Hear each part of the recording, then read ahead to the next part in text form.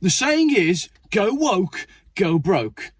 Or go to Woking where they're already broking. Doesn't make sense, but what the is going on at Woking Borough Council? So let's take a look. Ministers take control of the most indebted council in England amid fears the tiny Home Counties Authority will owe £2.4 billion by next year, almost £24,000 for every person that lives there. This is crazy.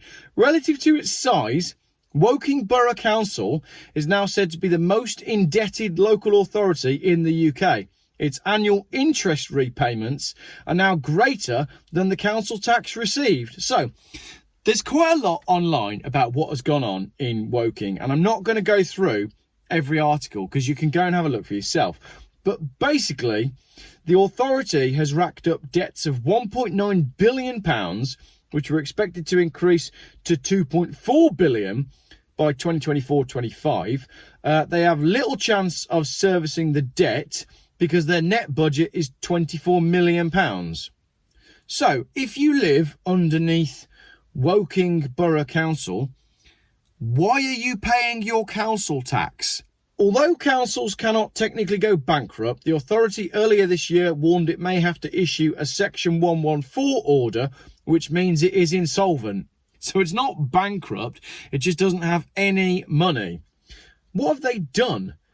The population's only 103,000. They've got £2.4 billion of debt, so 24 grand each. So basically, the Liberal Democrats have been in charge since May 2022, but it was the Tory administration that built up the debt because they invested heavily in a shopping centre, residential skyscrapers, and a 23-storey Hilton hotel.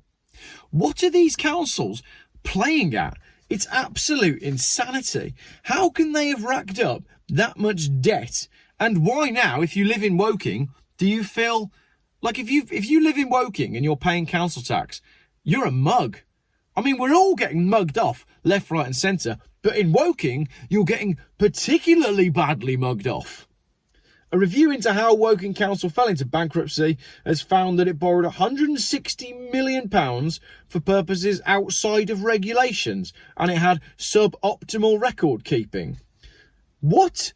The Thamesway and Victoria Square schemes saw the council borrow money to build skyscrapers in the town centre and replace hundreds of homes on the Shearwater estate.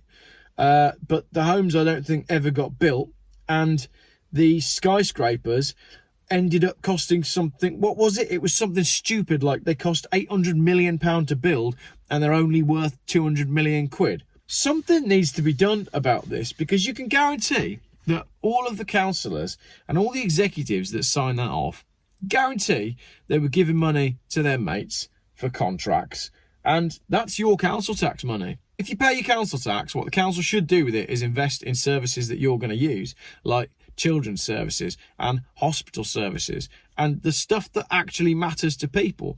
But this isn't the first case of a council going overboard and spaffing your money on shit that doesn't matter. And if you're in and under Woking Borough Council, you won't be getting any decent public services, well, forever.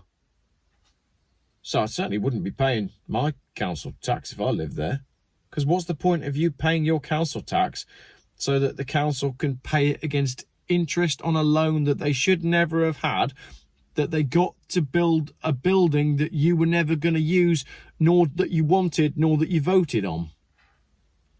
It's got to stop.